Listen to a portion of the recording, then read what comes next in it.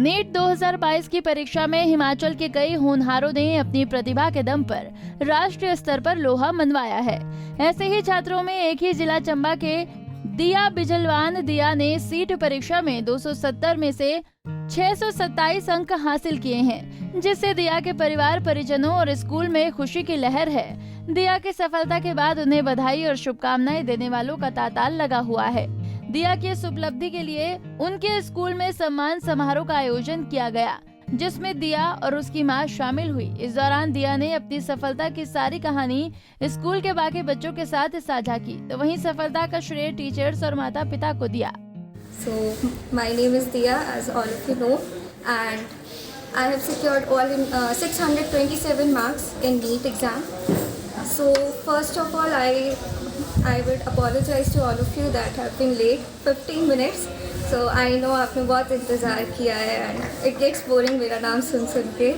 तो I'll come to the straight to the point कि मैंने यहाँ पे 10th तक अपनी एजुकेशन ली and right now I'm feeling so nostalgic coming here. I remember the best part, the best class that we had was 8th standard. I remember it was there and you know every moment is literally etched in my mind. I can remember every single moment, all the friends that we had. And now when it comes to my preparation, so I started my preparation very late, I'll be very honest. I think 11th की बिल्कुल ending थी और 12th की बिल्कुल starting में I decided that I'll go for NEET. One of the reasons was कि I was good in medical science. I was fond of medical science actually. मुझे बहुत अच्छा लगता था subject and that was the only reason कि मैंने 11th में decide किया that I'll go for medical science. But then later on I decided कि if you go for NEET you would be able to get to study the subject that you really want to study from one of the best institutes of a country. So there's nothing wrong in it. तो उसके हिसाब से then I decided और मुझे ये भी लगा कि if I don't study medical science now तो I would regret it forever. मुझे हमेशा ये लगेगा कि I could have studied and I didn't. So that is why I went for medical science and then I gave NEET और with the grace of God I got good marks. Now, so when it comes to the preparation, तो one thing that I would like to tell you that please dream big. अगर आप यहाँ सोचते हो कम से कम यहाँ पहुँच जाओगे, अगर सोचोगे यहीं पर तो यहीं पर रहोगे। तो one thing that I mean very clear, since मुझे पता था आई couldn't lie to myself कि मैंने सबसे लेट प्रिपरेशन स्टार्ट की थी, ऑलमोस्ट 12 के स्टार्टिंग में। ये जानते हो कि there are people who been studying this and dreaming about becoming a doctor since maybe 9-10 standard. They've been preparing for the exam so religiously. So that was one very thing very clear to my mind. उसके बाद what I did was basically अगस्त तक what I mainly focused was कि अपना syllabus complete करूँ. Then one of the keys जिससे मुझे लगता है I got 627 despite of having so many troubles. I mean मेरे टाइम पे कोविड था, 11th में I'll be very honest मैंने कुछ भी नहीं पढ़ा है स्कूल का. I'll be very honest मैंने बिल्कुल पढ़ाई नहीं की है. This is something क्योंकि मैंने उस टाइम बिल्कुल सोचा नहीं था that I'll go for NEET. And 12th standard में I'll be very honest कि मैंने ऑनलाइन क्लासेस भी अटेंड नहीं की और इवन स्कूल जब लगा मैं DAV से किया 11-12 DAV सीनियर सेकेंडरी स्कूल. दो teachers were very helpful but मैंने एज सच इतना स्कूल अटेंड नहीं किया था, घर में ही प्रिपरेशन की थी, सेल्फ स्टडी की थी और उसमें I got this rank. One of the reason मुझे लगता है कि मैं इतना कर पाई वॉज कंसेप्चुअल अंडरस्टैंडिंग एंड आपकी फाउंडेशन मजबूत होना. अब बहुत लोगों को लगता है no when we are starting in 9-10 standard कि ये थोड़ी आएगा, 11-12 का देखेंगे. बट बिलीव मी अगर आपने 9-10 अच्छे से किए ना वही चीज़ें रिपीट होती है 11-12 में. जो 9th का सिलेबस है that is going to be little advanced in 11th और 12th और सेम विथ 10th स्टैंडर्ड. तो अगर आपने उसमें क्लियर कर लिया सब कुछ, बिलीव मी बहुत आसान हो जाता है. अगर आप 4 घंटे भी पढ़ लेते हो ना 11-12 में, अगर आपकी बेसिक्स क्लियर है तो आपको बहुत आसानी होती है. और ये इतना न्यूसेंस, इतना absurd things you will find people saying, literally my inside goes to burn out when I hear people saying कि यार फर्स्ट अटेम्प्ट पे तो क्लियर ही नहीं होता, कोचिंग लेनी पड़ेगी, पता नहीं कहाँ जाना पड़ेगा. Believe me these are all absurd thing, absolutely illogical. मुझे अगर आप बाहर जाके देखोगे यू विल रियलाइज पीपल कितना जल्दी वो अपने एम को डिसाइड कर लेते हैं और कितना रिलीजियसली कितना फोकस, कितना सिंसियरली वो प्रिपेयर करना शुरू कर देते हैं। तो once you decide your aim जितना अर्लियर, उसके लिए आप उतने दिमाग से प्रिपरेशन करना शुरू कर देते हैं, and that becomes very helpful and very easy. Next thing, अगर मैं सेकेंड थिंग बोलूँ कि मेरी प्रिपरेशन में क्या हेल्पफुल रहा, I think many since as I've told you, again वही गाना नहीं गाऊंगी कि आई स्टार्टेड वेरी लेट। तो मेजर थिंग मुझे लगा कि I solve a lot of questions, और मैंने नीट के लेवल के सॉल्व नहीं किए थे, that is I want to make clear, क्योंकि मेरे माइंड में था कि नीट का पेपर आसान आता है। अगर आप जेई के कंपैरेटिवली या दूसरे एग्ज़ाम्स के कंपैरेटिवली देखो तो आसान आता है, कोई डिफ़िकल्ट नहीं होता। तो मेरे दिमाग में था कि इफ़ आई सॉल्व टफर तो आसान ही बन जाता है, देयर इज़ नो पॉइंट। तो I solve a lot of questions, I solve a lot of mock. I think मैंने जनवरी से डेली स्टार्ट किया था ये मॉडल टेस्ट सॉल्व करना, बहुत सारे टेस्ट दिए, एंड नियरली 125 के अराउंड मैंने टेस्ट दिए। और आई थिंक कि उसकी वजह से आई गॉट इन हैंग कि किस तरह से पेपर सॉल्व करते हैं, कैसे एनालिसिस करते हैं। And one more thing, analysis is very important. अगर आप जैसे स्कूल में पढ़ रहे हो, don't go for marks, I be very honest. अगर मैं आपको बताने लगूँ, फर्स्ट जो मैंने मॉक टेस्ट दिया था, out of 720 I nearly got 200 something, which is literally very bad score। मतलब लेकिन उससे ये नहीं है कि नो पीपल गेट डिप्रेस्ड और समथिंग कि रोने लग पड़े, ओ ये क्या हो गया, ये इतने कम मार्क्स, अब तो नहीं हो सकता, and they just get into one room, lock themselves and start crying. ठीक है, इफ़ यू फील रोना है तो रो लो 1 घंटा, उसके बाद come back to the work. कोई पॉइंट नहीं मिलता है इतना रोना धोने का, I don't find personally, I be very honest.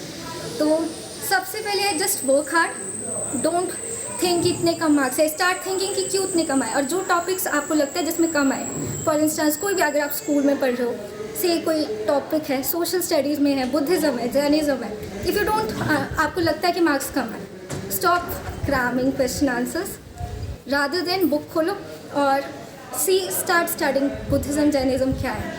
सिर्फ रट्टा मारने से कि ये बुद्धिज़्म में ये आता है, जैनिज़्म में ये सब है, उससे कुछ नहीं होता। बिलीव मी, आप अभी कर जाओगे पेपर्स में, अपने जो क्लास टेस्ट है उसमें आप 100 आउट ऑफ 100, 10 आउट ऑफ 10, जब बाकी जो सबसे इंपॉर्टेंट एग्जाम्स आते हैं, क्यों बोलते हैं लोग कि क्लियर नहीं होता फर्स्ट अटैम्प्ट में, बिल्कुल हो जाता है। द थिंग वाज आप पढ़ने नहीं आता, आपको पढ़ाई करने नहीं आती, आप इमीजिएटली 10-10 घंटे बैठते हो पढ़ने को, और उसमें आप सिर्फ रट्टा मारते रहते हो, किताब खोले रखोगे। मेरी क्लास में, I won't take the name, but there was a girl who I literally, वो हर लाइन क्राम करके जाती थी, and actually she used to get good marks, but अभी she is nowhere. One of the reason is कि उसको पता नहीं था पढ़ना कैसे है।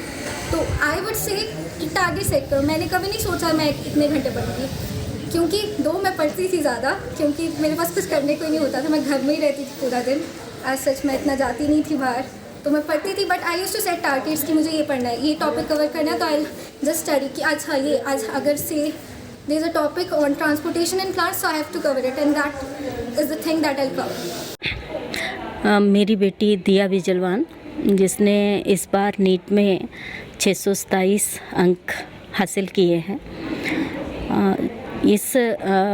मेरे दोनों ही बच्चे राइजिंग स्टार पब्लिक स्कूल में शुरू से ही पढ़े हैं।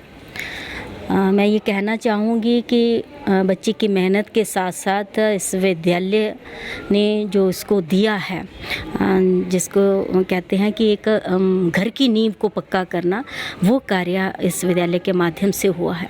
दूसरा, मैं एक बात यहाँ पे ये भी कहना चाहती हूँ कि न केवल इसके स्कॉलस्टिक एस्पेक्ट की मैं बात करूँ, जो मैंने अपने बच्चों में देखा है कि हर क्षेत्र में जो होलिस्टिक डेवलपमेंट है उसको इस विद्यालय ने पूरा किया है। और यहाँ के प्रिंसिपल सर श्री संजीव सूर्य जी को, इनके स्टाफ को, पूरी मैनेजमेंट को मैं हार्दिक धन्यवाद करती हूँ, इनका आभार व्यक्त करती हूँ रादर, क्योंकि इन्होंने मुझे बहुत खुशी है कि जो मैं चाहती थी किस तरह की मेरे बच्चे की स्कूलिंग होनी चाहिए वो की है।